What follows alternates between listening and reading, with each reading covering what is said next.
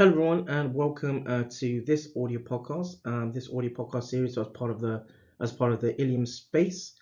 This audio podcast as part of a calibrated morphology, and this audio podcast as part of a Storm Robotics production.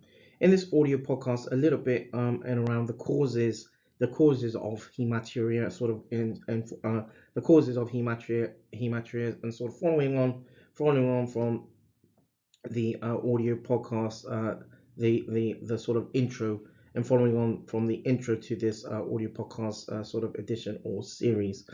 So asymptomatic hematuria. So that is where recipients or patients present with hematuria, but where symptomologies where the symptomologies leading into hematuria are sort of asymptomatic, but also can be idiopathic. So it's often caused by at the same time as inherited. Can be caused by inherited thinning of the glomerular basement membrane or glomerular membrane. And it sometimes can sometimes it sometimes it can sometimes sort of be missed as part of as part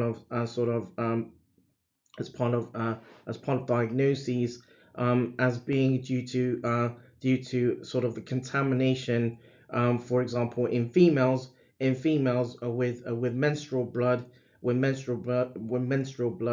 and in males with for example other sort of for example potentially other tract sort of issues or abnormalities. And so and At the same time, for example, or due to even for example UTI, urinary tract infection. So many studies, investigations around the causes of hematuria have examined sort of recipients and patients referred to nephrology, so kidney specialists or renal specialists, or urology or bladder sort of specialist clinics, and have not used sort of my initially not u- have not used initially contrast microscopy to differentiate between, for example, the glomerular and non-glomerular bases. Hematuria in sort of otherwise well adults, in otherwise sort of well adults, is perhaps more often due to bleeding from the glomerulus than from elsewhere in the urinary tract. In unselected individuals with glomerular hematuria, a renal biopsy most often illustrates basement membrane disease.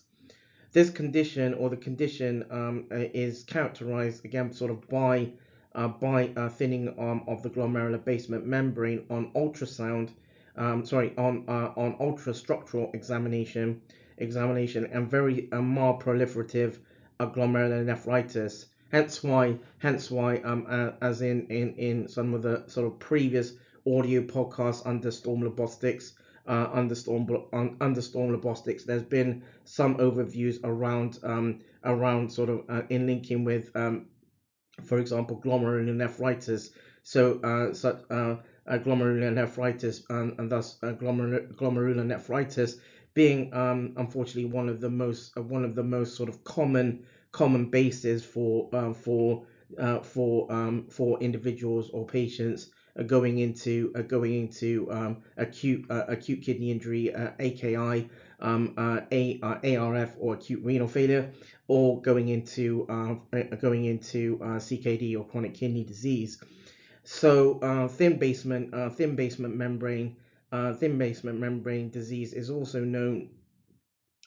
sort of known or referred to as benign familial hematuria, and other family members may have can have or may have hematuria.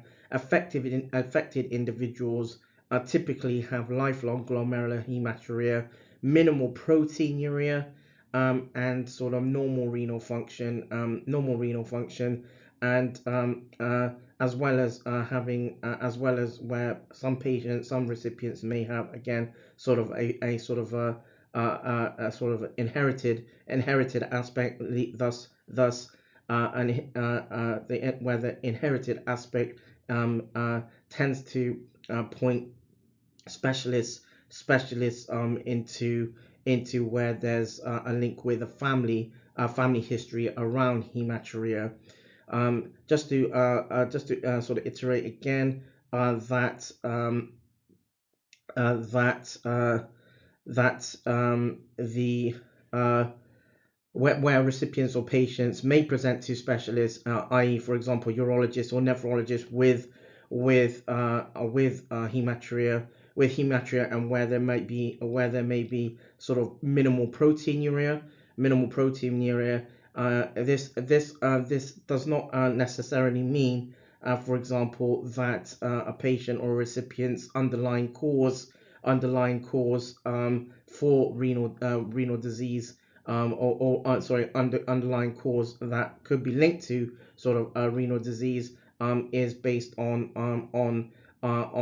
for example, other diseases such as, for example, IgA nephropathy, or focal segmental glomerular sclerosis, or FSGS, which are both conditions have a basis around proteinuria, protein sort of urea, as sort of the etiologies of these particular conditions. So that draws this audio podcast to a close. This audio podcast has been part of the as part of an Hilium Space edition. This audio podcast as part of Calibrated Morphology. This audio podcast as part of a Storm Robotics production.